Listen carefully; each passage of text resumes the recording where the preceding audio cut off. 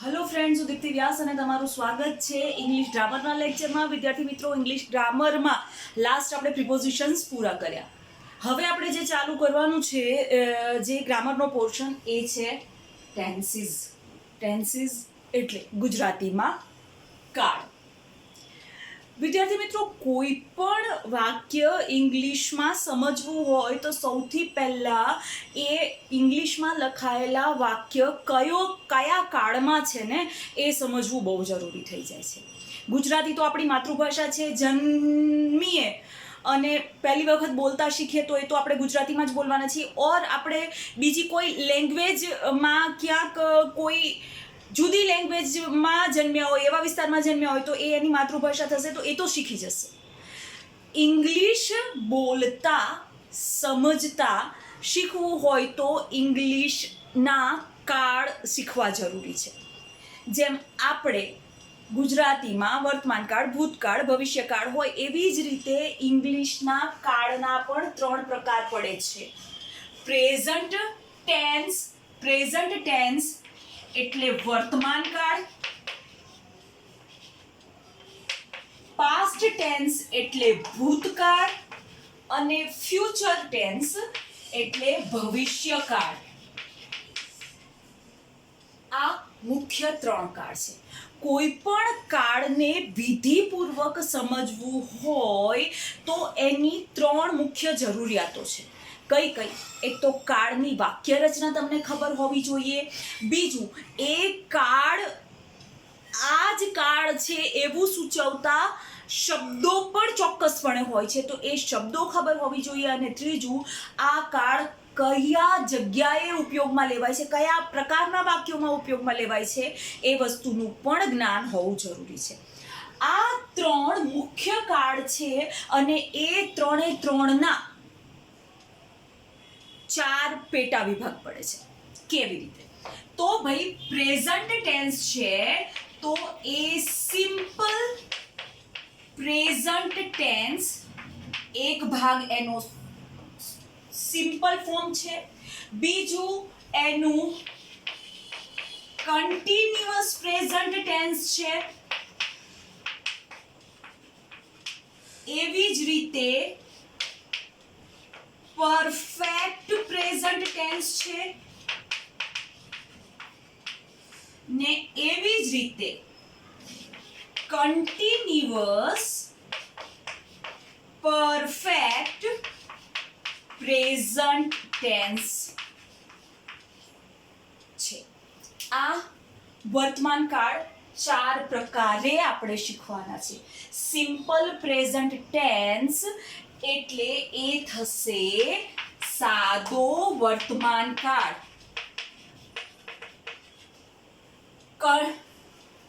Continuous present tense એટલે ચાલુ વર્તમાન કાળ. ચાલુ વર્તમાન કાળ.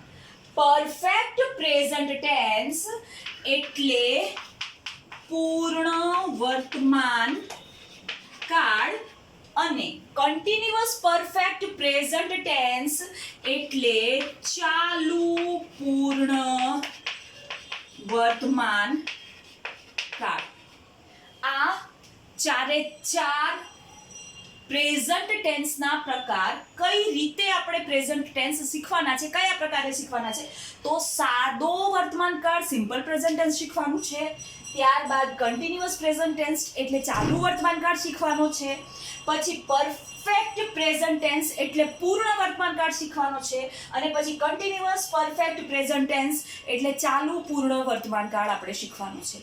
આ જેવી રીતે વર્તમાન કાળના 4 પ્રકાર થયા, પ્રેઝન્ટ ટેન્સના 4 પેટા પ્રકાર થયા, એવી જ રીતે વિદ્યાર્થી મિત્રો ભૂતકાળના પણ આ જ રીતે પેટા પ્રકાર પડે છે. કેવી રીતે? તો અહીંયા આગળ મેં પ્રેઝન્ટ લખ્યું છે, એના બદલે પાસ્ટ આવશે. સિમ્પલ પાસ્ટ ટેન્સ, સાદો ભૂતકાળ પહેલો પ્રકાર. કન્ટિન્યુઅસ પાસ્ટ ટેન્સ, ચાલુ ભૂતકાળ. પરફેક્ટ પાસ્ટ ટેન્સ, પૂર્ણ ભૂતકાળ. અને કન્ટિન્યુઅસ પરફેક્ટ પાસ્ટ ટેન્સ એટલે ચાલુ પૂર્ણ ભૂતકાળ. તો આ પણ સિમ્પલમાં આવે. સિમ્પલ પાસ્ટ ટેન્સ હોય, કન્ટિન્યુઅસ પાસ્ટ ટેન્સ હોય, પરફેક્ટ પાસ્ટ ટેન્સ હોય અને કન્ટિન્યુઅસ પરફેક્ટ પાસ્ટ ટેન્સ હોય છે. એવી જ રીતે ભવિષ્યકાળમાં પણ આ ચારે ચાર પેટા વિભાગ પડે છે. Simple future tense, continuous future tense, perfect future tense અને કન્ટિન્યુઅસ પરફેક્ટ ફ્યુચર ટેન્સ. મતલબ કે સાદો ભવિષ્યકાળ, ચાલુ ભવિષ્યકાળ, પૂર્ણ ભવિષ્યકાળ અને ચાલુ પૂર્ણ ભવિષ્યકાળ. આ રીતે આપણે total 12 tenses step by step ભણવાના છે. મેં આગળ કીધું એમ કોઈ પણ ટેન્સીસને સમજતા પહેલા એના 3 મુદ્દાઓ ધ્યાનમાં રાખવાના છે. પહેલો મુદ્દો, વાક્ય રચના કઈ રીતે બને છે એ ખબર હોવી જોઈએ. બીજું કે ભાઈ આ જે ટેન્સીસ છે એ ટેન્સીસમાં કયા એવા કીવર્ડ્સ, ઓળખ સૂચવતા શબ્દો વપરાય છે એ ખબર હોવી જોઈએ. અને ત્રીજું, આ ટેન્સીસનો ઉપયોગ ક્યારે થાય છે ને એ વસ્તુની સમજ હોવી જોઈએ. તો આજે આપણે શરૂઆત કરશું સિમ્પલ પ્રેઝન્ટ ટેન્સથી. પ્રેઝન્ટ ટેન્સ છે એમાંય સાદો વર્તમાન કાળ. તો ચાલો સિમ્પલ પ્રેઝન્ટ ટેન્સથી આપણે શરૂઆત કરીએ. સિમ્પલ પ્રેઝન્ટ ટેન્સ, સાદો વર્તમાન કાળ. રોજબરોજની ક્રિયાઓ દર્શાવવા માટે સાદા વર્તમાન કાળનો ઉપયોગ થાય છે. જે ક્રિયાઓ રોજે રોજ આપણે કરીએ છીએ. હું રોજ સવારે બ્રશ કરું છું, તું રોજ સવારે શાળાએ જાય છે, તે રોજ સવારે વહેલી સવારે ઉઠે છે. આ રોજે રોજની ક્રિયા છે. એ દર્શાવવું હોય તો સાદા વર્તમાન કાળનો ઉપયોગ થાય. હવે આપણે એ જોવાનું છે કે સાદા વર્તમાન કાળની વાક્ય રચના કેવી રીતે બને. તો સાદા વર્તમાન કાળની વાક્ય રચના આપણે સમજીએ.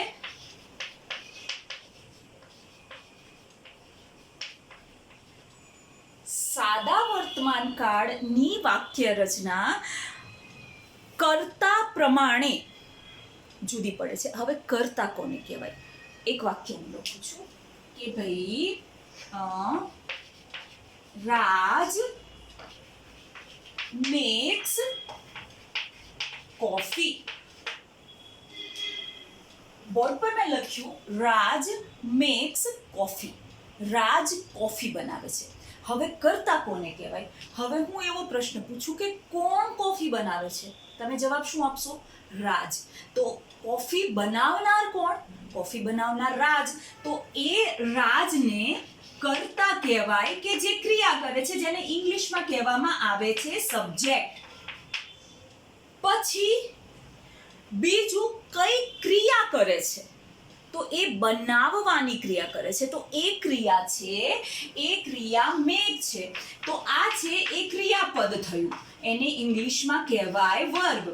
અને ત્રીજો પ્રશ્ન કે એ શું બનાવે છે? તો એ કોફી બનાવે છે. તો કોફી છે ને એ થયું કર્મ, જેને કહેવાય ઓબ્જેક્ટ. આ વાક્ય રચના સમજવી જરૂરી છે. તમે કોઈ પણ કાળ સમજો, કોઈ એક વ્યક્તિ ક્રિયા કરે છે, બરોબર? એ વ્યક્તિને તમે કોણથી પ્રશ્ન કરો છો અથવા તો હુથી પ્રશ્ન કરો છો અને જે જવાબ મળે એને સબ્જેક્ટ કહેવાય. હુ મેક્સ કોફી? આન્સર ઇઝ રાજ. કોણ કોફી બનાવે છે? જવાબ આવે રાજ. તો રાજને કર્તા અથવા સબ્જેક્ટ કહેવાય. એને ઇંગ્લિશમાં ડુઅર કહેવાય કે એ ક્રિયા કરે છે. કઈ ક્રિયા કરે છે? બરોબર છે. તો એ જે જવાબ આવે બનાવવાની, વિચ પ્રોસેસ, એ જે જવાબ આવે બનાવવાની, એને ક્રિયાપદ કહેવાય, એને ઇંગ્લિશમાં વર્બ કહેવાય. અને શું બનાવે છે? તમે વોટથી પ્રશ્ન કરો છો અથવા તો ગુજરાતીમાં શુંથી પ્રશ્ન કરો છો કે શું બનાવે છે, ને જે જવાબ આવે ને એને ઓબ્જેક્ટ કહેવાય. આ એક સાદા વર્તમાન કાળનું મેં તમને વાક્ય ઉદાહરણ માટે લીધું કે ભાઈ અહીંયા આગળ તમારે આ 3 વસ્તુ સમજવી બહુ જરૂરી છે કે સૌથી પહેલા સબ્જેક્ટ આવે એટલે કે કર્તા આવે, પછી એ જે ક્રિયા કરે છે ને એ ક્રિયાનું ક્રિયાપદ આવે, અને પછી એ ક્રિયા કોની પર કરે છે, શું કરે છે, એ ક્રિયાને તમે શુંથી પ્રશ્ન પૂછો, શું કરે છે, શું બનાવે છે, એ જે જવાબ આવે ને એ કર્મ આવે. તો આ વાક્ય રચના થઈ કોઈ પણ કાળની કે સબ્જેક્ટ, વર્બ અને ઓબ્જેક્ટ, આમ 3 લાઈનમાં યાદ રાખવાનું. પહેલી આંગળી સબ્જેક્ટ, બીજી આંગળી વર્બ અને ત્રીજી આંગળી ઓબ્જેક્ટ. આ 3 વસ્તુ ધ્યાનમાં રાખવાની. તો અહીંયા આગળ આપણે વાક્ય રચના સમજવાની છે. એમાં મેં તમને સમજાયું કે આને સબ્જેક્ટ કહેવાય, આને વર્બ કહેવાય અને આને ઓબ્જેક્ટ કહેવાય. કર્તા, ક્રિયાપદ અને કર્મ. વિદ્યાર્થી મિત્રો, આ જે વાક્ય રચના સમજાવી એ સમજાવવા પાછળનું કારણ છે. સાદો વર્તમાન કાળ છે ને, એ સાદા વર્તમાન કાળમાં વિદ્યાર્થી મિત્રો કર્તા પ્રમાણે ક્રિયાપદ લેવાનું. હવે કર્તા પ્રમાણે એટલે કેવી રીતે? ઓકે, જો તમને કોઈ નામ નથી આપ્યું, એના બદલે સર્વનામ આપ્યા છે, તો પહેલા એ વિચારવાનું કે સર ઇંગ્લિશમાં સર્વનામ કયા, પ્રોનાઉન્સ કયા? તો એ 7 છે. આઈ, યુ, વી, ધે, હી. 5 શી અને ઇટ. 7 સર્વનામ છે. એ 7 સર્વનામ સાથે વિદ્યાર્થી મિત્રો ક્રિયાપદના જુદા રૂપ વપરાય છે. કેવી રીતે? તો એક વસ્તુ યાદ રાખજો. યાદ રાખવા જેવો મુદ્દો શું છે કે જો તમને સબ્જેક્ટ તરીકે અથવા તો કર્તા તરીકે આઈ, યુ, વી, ધે કે બહુવચન નામ આપ્યા હોય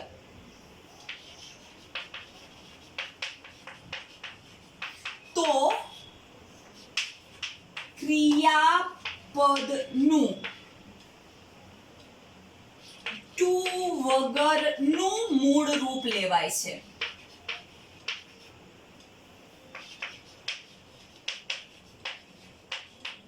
અને તમને કર્તા તરીકે મતલબ કે શરૂઆતમાં કોણ, આપણે કોણની જગ્યાએ મૂકવાનું છે એ. તમને આઈ આપ્યું છે, યુ આપ્યું છે, વી આપ્યું છે, ધે આપ્યું છે કે કોઈ બહુવચન નામ આપ્યું છે. બહુવચન નામ એટલે બોયઝ, ગર્લ્સ, ચિલ્ડ્રન, પછી મેન, વીમેન, MEN મેન અને WOMEN વીમેન. પીપલ બહુવચન શબ્દ છે.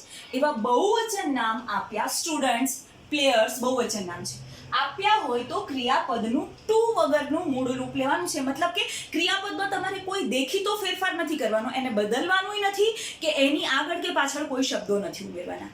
પણ જો તમને સબ્જેક્ટ તરીકે એટલે કે કર્તા તરીકે હી, શી, ઇટ કે એક વચન નામ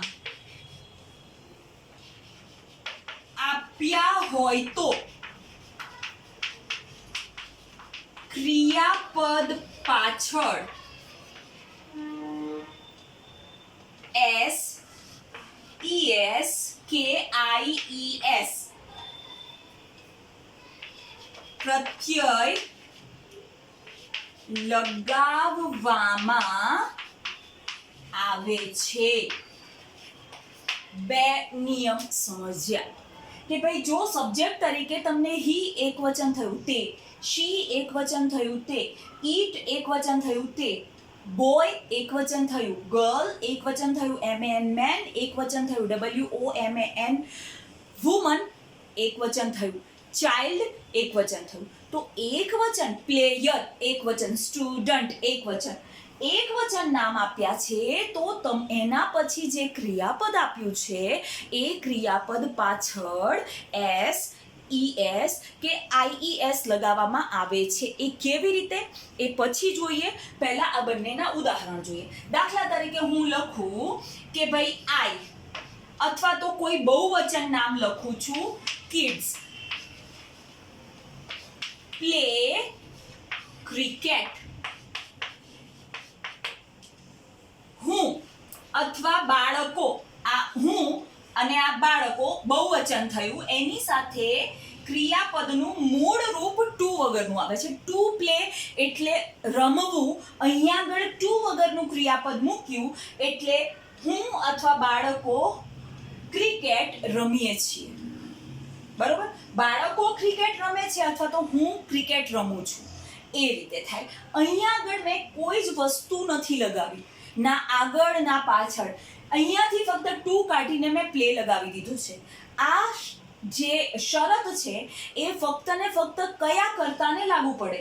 આઈ, યુ, વી, ધે અને બહુવચનના નામને જ લાગુ પડે છે વર્તમાન કાળની અંદર, એમાંય સાદા વર્તમાન કાળમાં. બરોબર, હવે આ જ વસ્તુ હું નીચેના નિયમ સાથે લઉં.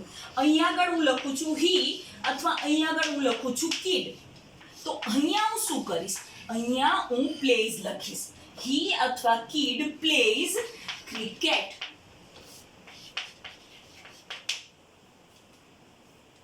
તે અથવા બાળક ક્રિકેટ રમે છે. ફેર શું પડ્યો? આઈ, યુ, વી, ધે કે બહુવચન નામ હતું તો તમારે એસ, ઈ, એસ, આઈ, એસ કશું જ લગાવવાનું નથી. પણ એ જ વસ્તુ એક વચન નામ સાથે છે તો તમારે ક્રિયાપદ પાછળ એસ, ઈ, એસ, આઈ, એસ જે નિયમ પ્રમાણે લાગુ પડતું હોય એ લગાવવાનું. તો વસ્તુ એ છે કે હી, શી, ઇટ અને એક વચન છે તો ક્રિયાપદ પાછળ એસ, ઈ, એસ કે આઈ, એસ લગાવો. પણ આઈ, યુ, વી, ધે અને બહુવચન છે તો તમારે ક્રિયાપદ પાછળ કંઈ લગાવવાનું આવતું નથી.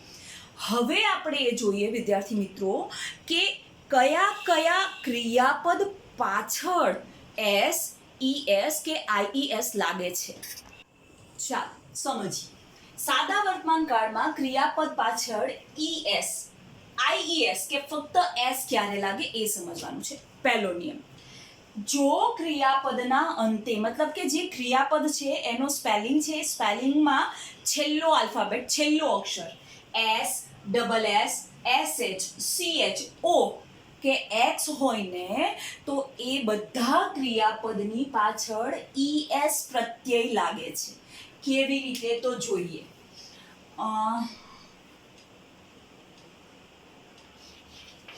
Wash, washes, watch, watches,